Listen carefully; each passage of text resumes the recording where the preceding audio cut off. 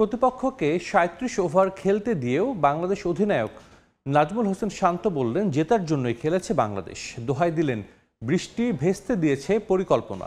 পেসারদের কাছ থেকে প্রত্যাশা ছিল আরেকটু বেশি। ট্রল সমালোচনা হবেই, তবে সেটা গঠনমূলক হওয়া উচিত বলে মনে করেন টাইগার অধিনায়ক। এই মুহূর্তে কলম্বোতে আছেন রিপোর্টার তারেক হাসান শিমুল। বাংলাদেশ দলের সবশেষ খবর জানতে সরাসরি যাচ্ছি তার কাছে।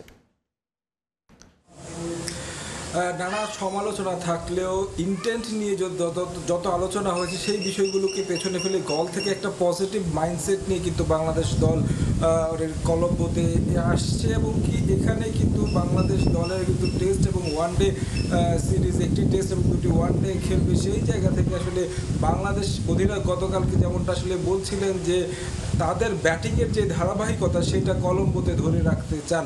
তবে এইসব বিষয়গুলো নিয়ে আলোচনার আগে একটু দলের সম্পর্কে বলতে চাই যে মেহেদী হাসান মিরাজ, যিনি প্রথম টেস্টটি খেলতে পারেনি, অসুস্থতার কারণে জ্বর ছিল, তিনি কিন্তু সুস্থ হয়ে ফিরেছেন। আমরা লাস্ট যে দুদিন টেস্টের ছিল সেই 2 দিনে আমরা দেখেছি তিনি মাঠে এসেছেন, দলের সঙ্গে অবস্থান করেছেন এবং কি খানিকটা সময় অনুশীলনও করেছেন। ব্যাটিং করতে দেখা গেছে সহকারী কোচের সঙ্গে এবং কি যদি বলি যে কলম্বো টেস্টে মেহেদী হাসান মিরাজকে হয়তোবা সুযোগ দেয়া হবে, কারণ যেই কম্বিনেশনটাতে হয়তোবা পরিবর্তন আনতে যাচ্ছে বাংলাদেশ, সেক্ষেত্রে ওপেনিং স্লটে হয়তো আমরা পরিবর্তন দেখতে পারি।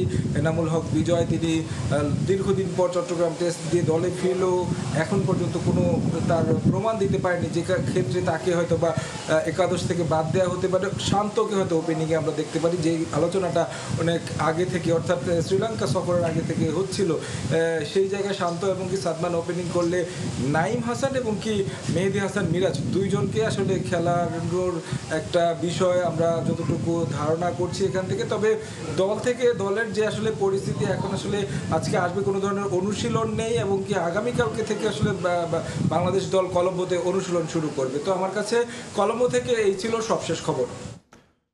আমাদের সঙ্গে কলম্বো থেকে যুক্ত হয়েছিলেন রিপোর্টার তারেক হাসান শিমুল। বাংলাদেশ দল আজ গল থেকে কলম্বো যাচ্ছে, জানাচ্ছিলেন সেই খবর।